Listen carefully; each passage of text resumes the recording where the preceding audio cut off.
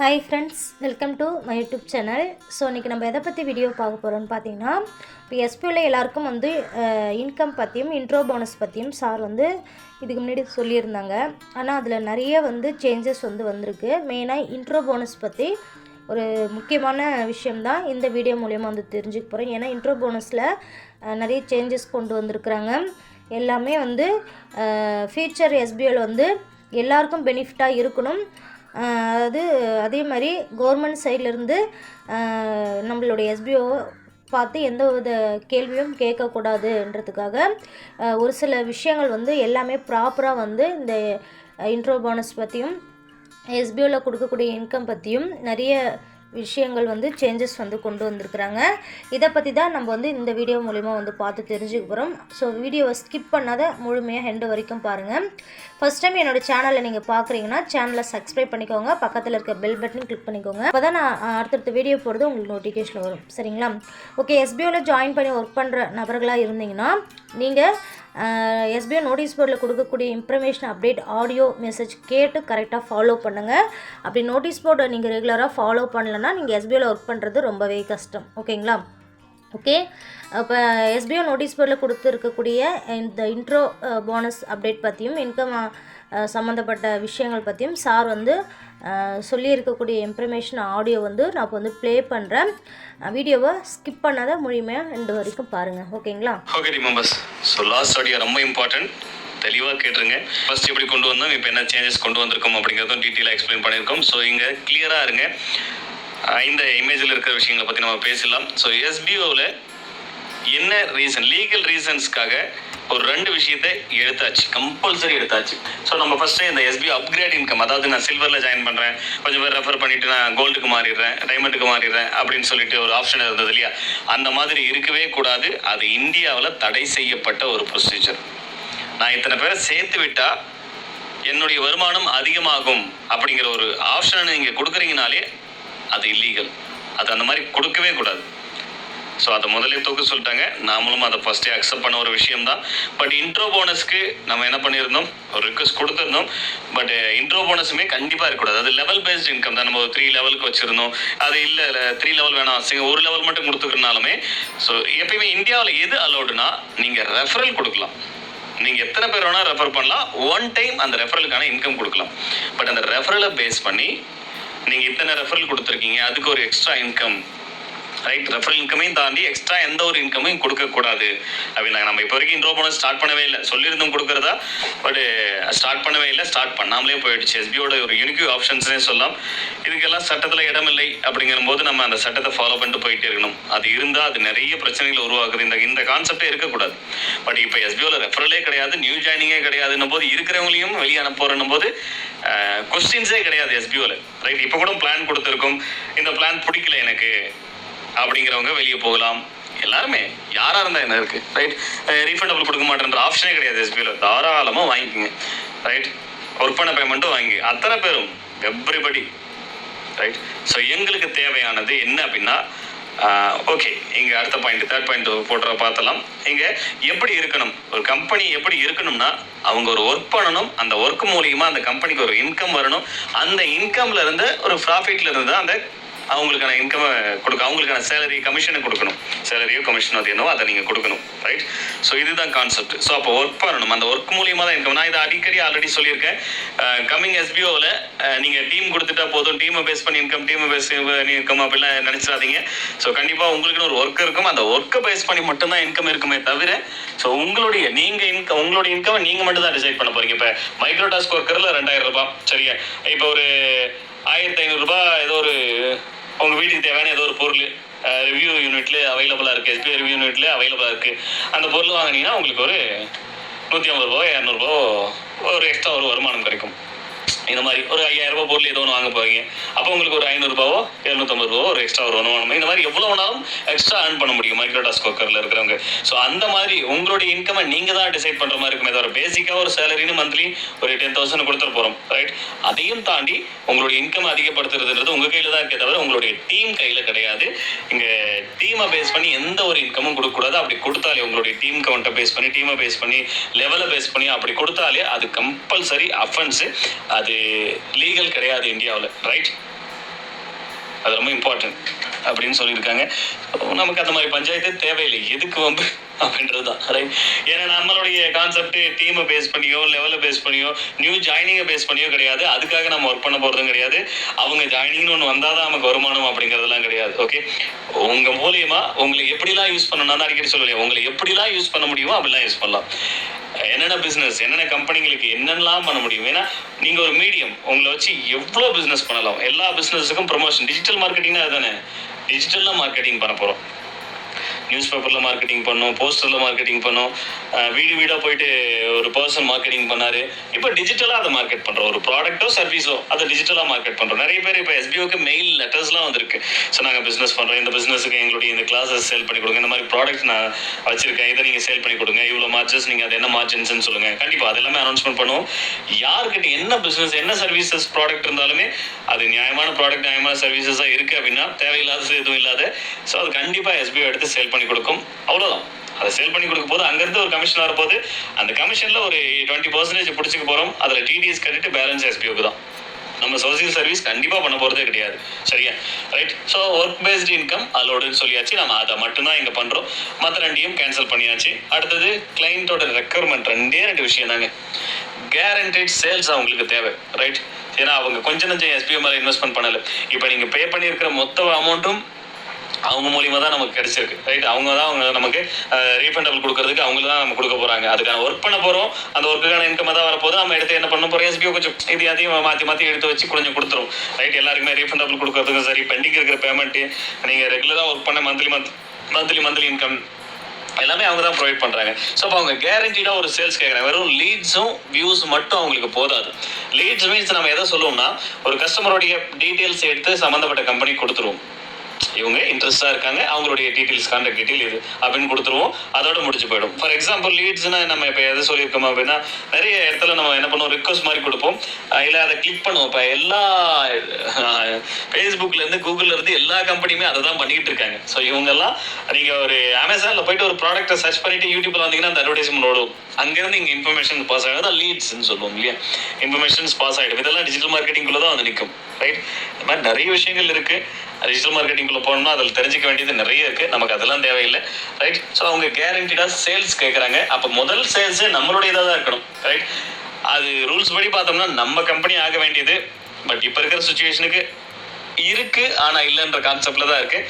But நம்ம கரெக்டாக work பண்ணணும். அவங்க எதிர்பார்க்குற அந்த ரிசல்ட்டை கொடுத்தோம் அப்படின்னா 6 மந்த்துக்கு அப்புறம் அதில் ஒரு மேஜர் டைரக்டராக எஸ்பிஓ மெம்பர்ஸ், எஸ்பிஓவில் இருக்கிற டைரக்டரும் அதுக்குள்ளே இருப்பாங்க. அப்படி போகும்போது நமக்கான பர்சன்டேஜ் இன்க்ரீஸ் ஆகும், நமக்கான அந்த சேலரி இன்க்ரீஸ் ஆகும். அதுதான் டார்கெட்டும் கூட. கண்டிப்பாக அது நடக்கும். ஸோ அதுக்கு என்ன பண்ணணும்? இப்போ எஸ்பிஓ கிட்ட இருக்க ஒரே ஆப்ஷன், மக்கள் பாதிக்கப்படவும் கூடாது அதிகமாக. ரைட். இங்கே எஸ்பிஓ பொறுத்த வரைக்கும் லாஸஸே கிடையாது. பிளான் பிடிக்கல அப்படின்றவங்க தாராளமாக ரிட்டர்ன் எடுத்துக்கலாம், ஒர்க் பண்ண பேமெண்ட் எடுத்துக்கலாம். எனக்கு வந்து எஸ்பிஓ மறுபடியும் இன்வெஸ்ட்மெண்ட்லாம் பண்ண சொல்கிறாங்க, வாய்ப்பே இல்லை, என்னால் பண்ணவே முடியாது, நம்பவே மாட்டேன், தாராளமாக வெளியே போங்க. ஸோ தப்பாக எடுத்துக்காதீங்க இந்த மாதிரி சொல்லணும். பட் எஸ்பிஓக்கு இப்போ இருக்கிற சுச்சுவேஷன், நாம் இந்த பிஸ்னஸை ரன் பண்ணணும். அதுவும் லீகலாக என்ன கொடுத்துருக்காங்களோ டேர்ம்ஸ் அண்ட் கண்டிஷன், எஸ்பிஓவாலையும் தாராளமாக பயங்கரமான பிளான்லாம் போட்டு பயங்கரமாக ஜாயினிங் வர வச்சு அதை வச்சு பேமெண்ட் கொடுக்குறது அதெல்லாம் பண்ண முடியும். நமக்கு அதெல்லாம் தேவையே இல்லை, அது வேலை. ஓகே. நம்மளுடையது பிஸ்னஸ் பண்ணணும். ஓகே. ஸோ அதுக்கு தேவையானது என்ன, ஸ்டாண்டர்டான பிஸ்னஸ். அதுக்குள்ளே இறங்குறோம் அப்படின்னா அது பர்ஃபெக்டாக இருக்கணும். அவங்க கேட்டுக்கிற ரெண்டாவது விஷயம் டைம் பர்ஃபார்மன்ஸ். அதாவது என்ன சொல்கிறாங்கன்னா, இப்போ இருக்கு இல்லையா, எஸ்பிஓவில் கொடுக்குறோம், நம்ம ஒரு அனௌன்ஸ் பண்ணால் அது ரீச் ஆகிறதுக்கு 10 நாள் இருக்கு இல்லையா. அப்படிலாம் இருக்கக்கூடாது. நாங்கள் ஒரு விஷயம் ஒரு புதுசாக ஒரு ஆஃபர் கொடுத்துருக்கோம், ஏதோ ஒரு அனௌன்ஸ்மெண்ட் கொடுக்குறோம்னா எங்களுக்கு ஒரு 24 ஹவர்ஸில் ரீச் ஆகணும். 24 ஹவர்ஸில் கண்டிப்பாக ரீச் ஆகணும். 24 ஹவர்ஸில் அது அத்தனை பேருக்கு போய் சேரணும். அத்தனை பேருக்குனா உங்களுக்குள்ளே போய் சேர்றது போதில் நீங்கள் அது மற்றவங்களுக்கு இப்போ ஒரு போஸ்ட் ஒன்று கொடுத்து இதை வந்து சோசியல் மீடியாவில் ஸ்ப்ரெட் பண்ணுங்கன்னா, இங்கே இருக்கிற 2 லட்சம் பேர் நம்ம மேக்ஸிமம் லிமிட் கொடுத்துருக்கோம் மைக்ரோடாஸ்க். ஃபார் எக்ஸாம்பிள் 2 லட்சம் பேர் வருவாங்க. பட் எங்களுக்கு ஒரு 50,000 1 lakh வந்தாலே போதும் தான், அதிகபட்சம். அதுக்கு மேலே தேவையில்லை. ஸோ ஒரு எக்ஸாம்பிள் நம்ம 2 லட்சம்னு வச்சுக்கோங்க. 2 லட்சம் பேருடைய சோசியல் மீடியா அக்கௌண்ட்லேயும் வித்தின் 24 ஹவர்ஸில் அந்த இமேஜ், அந்த கம்பெனியோட இமேஜஸ் ஷேர் ஆகிருக்கணும். அவ்வளோதான் அவங்க எதிர்பார்க்குற விஷயம்.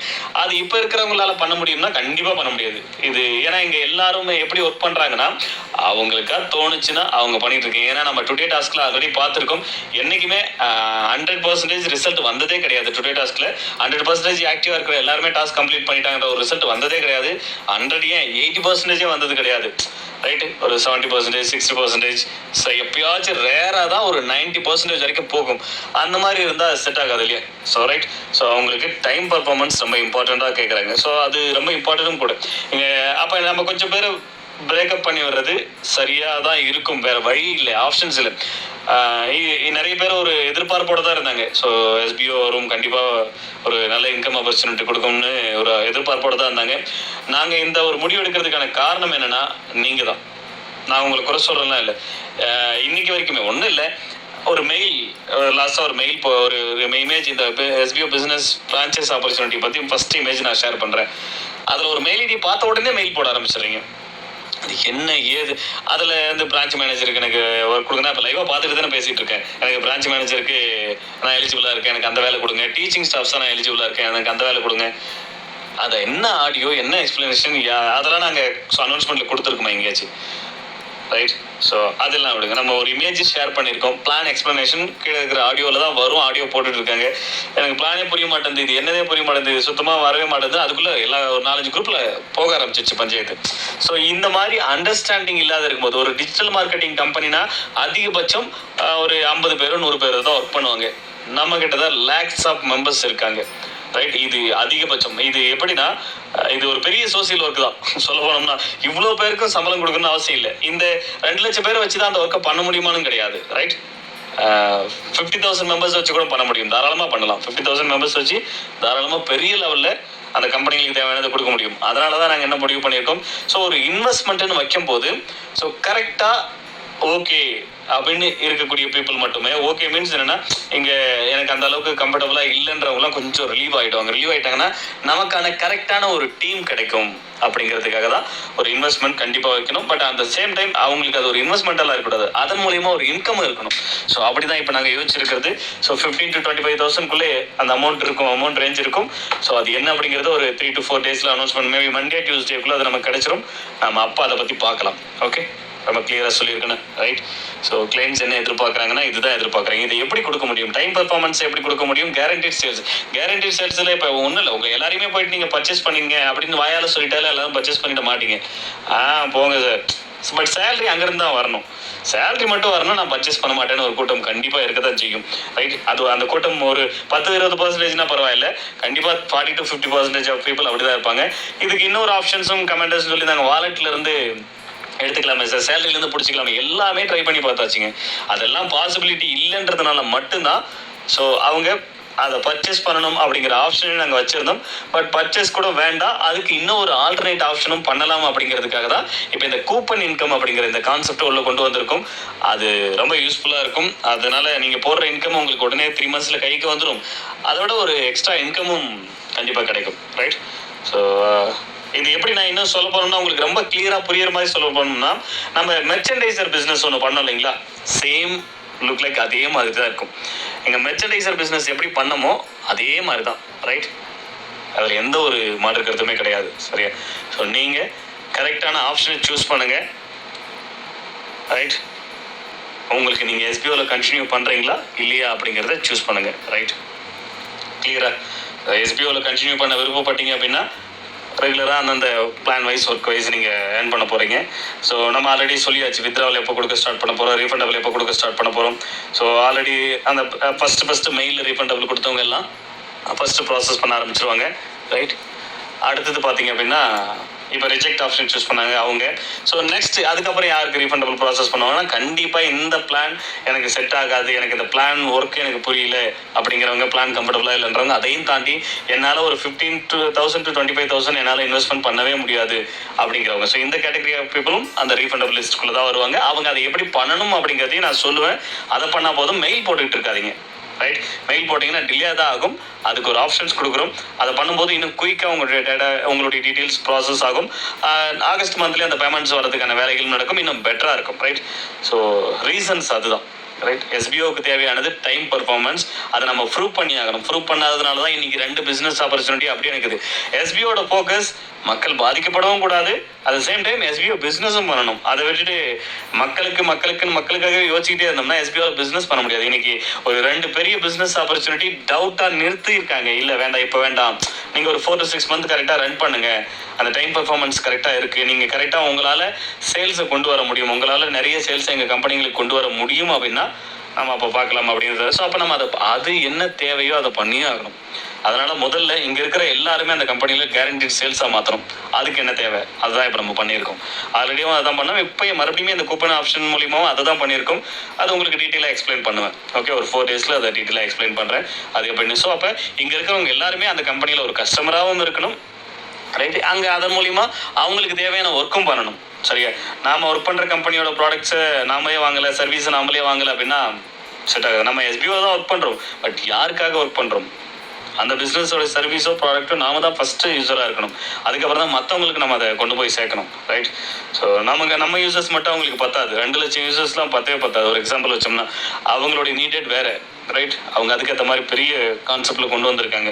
ஸோ நம்ம அவ்வளோ பல லட்சம் பேர் உள்ளே கொண்டு வர போகிறோம், ரைட். ஸோ ஜென்ரல் கஸ்டமர்ஸ் அவங்களாம் டேரெக்டாக உங்கள் மூலியமாக இருக்கக்கூடிய ஜென்ரல் கஸ்டமர்ஸ் எப்படி வரப்போகிறாங்க என்ன ஏதுன்றதுலாம் நீங்கள் ரொம்ப மண்டியை போட்டுலாம் குழப்பிக்க வேண்டாம். உங்களுக்கான அந்த மைக்ரோ டாஸ்க் ஒர்க் என்னவோ அதை நீங்கள் மைண்டில் வச்சு நீங்கள் ஒர்க் பண்ணாலே போதும். ஸோ அதை எஸ்பிஓ எப்படி பண்ணணும் அப்படிங்கிறத எஸ்பிஓ பார்த்துக்கும். ஸோ நீங்கள் டிசைட் பண்ண வேண்டியது, ஸோ எஸ்பிஓவில் கண்டினியூ பண்ணுறீங்களா இல்லையா. இதை இவ்வளோ டீட்டெயிலாக சொல்கிறதுக்கான காரணம் என்ன ஏதுன்னே தெரியாத உட்காந்துட்டு இருக்காதிங்க. எஸ்பிஓ தெளிவாக முடிவு எடுத்திருக்கு.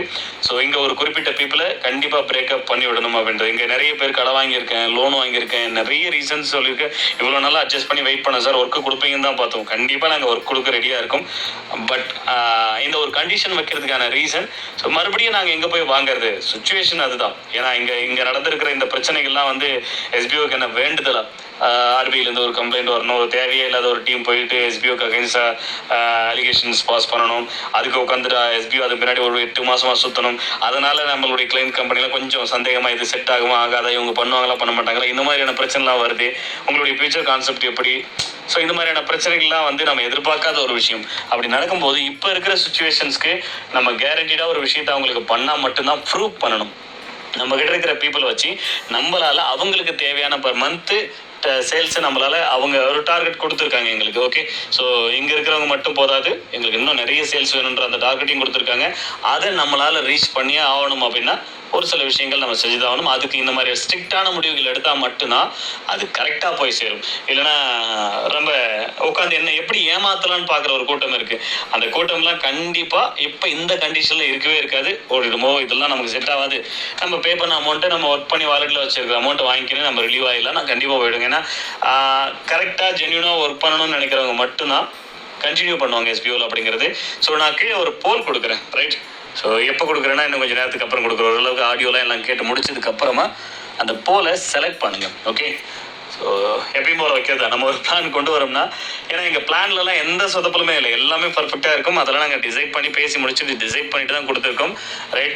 இங்கே எது பிரச்சனையாக இருக்கும்னா அந்த இன்வெஸ்ட்மெண்ட்டை இப்போ உடனே பண்ணணும், ஆகஸ்ட் மந்தே பண்ணணும்னு சொல்கிறீங்க இல்லையா. ஆமாம், கண்டிப்பாக ஆகஸ்ட் மந்தில் தான் பண்ண சொல்லுவாங்க. ஆகஸ்ட் மந்தில் நாம் ஒர்க்கை ஸ்டார்ட் பண்ணி இந்த ரெஃபரல் அந்த ரீஃபண்டபிள் சேலரிலாம் ப்ரொவைட் பண்ண ஆரம்பிச்சிருவோம்.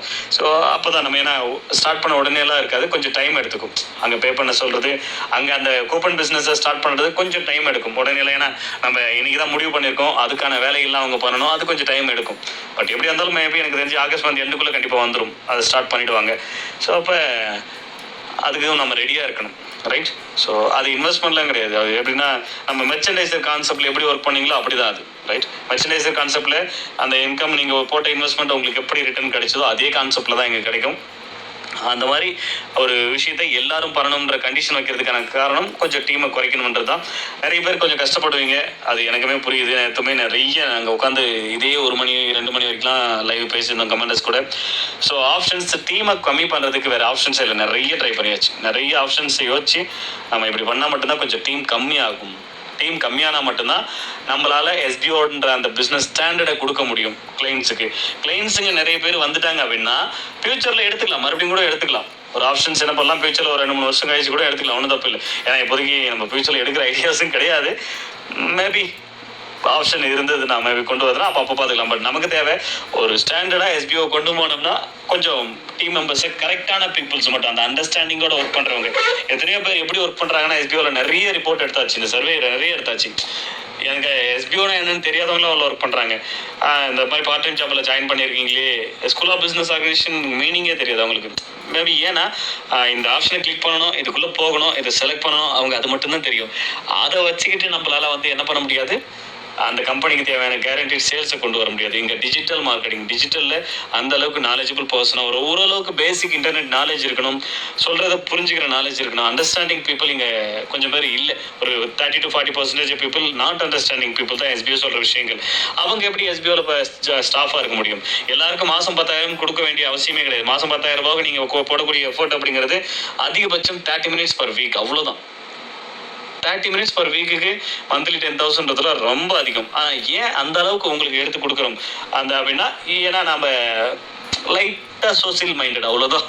எல்லாத்தையும் நாமளே வச்சுக்கணும்னு அவசியம் இல்லை. நம்மளை நம்பி ஒரு கூட்டம் இருக்குது, அவங்களுக்கு ஒரு இன்கம் ஆப்பர்ச்சுனிட்டி கொடுக்கணும் அப்படிங்கிறது தான் அந்த ஒரு ரீசன் தான். ஸோ டீட்டெயிலாக எல்லா ஆடியோவையும் கேட்டு முடிச்சுட்டு டிசைட் பண்ணி குரூப்புக்குள்ளேயே மாற்றி மாற்றி கத்திக்காதீங்க. விருப்பம் இருக்கிறவங்க கண்டினியூ, விருப்பம் இல்லாதவங்க not continue. Get your refundable and working salary, அவ்வளோதான். ரொம்ப போட்டு கன்ஃபியூஸ் பண்ணிக்கிட்டு பக்கமாக பேசிக்கிட்டு எதுவும் ஆர்கியூமெண்ட் பண்ணிட்டு உட்காந்துட்டு இருக்காதிங்க. அதனால் எந்த யூஸஸும் கிடையாது. நிறைய யோசிச்சு நிறைய முடிவுகளுக்கு அப்புறம் நமக்கு கம்பெனி ஃபஸ்ட்டு நிற்கணும், கம்பெனிக்கு தேவையான கிளைண்ட்ஸ் ஃபஸ்ட்டு கிடைக்கணும்.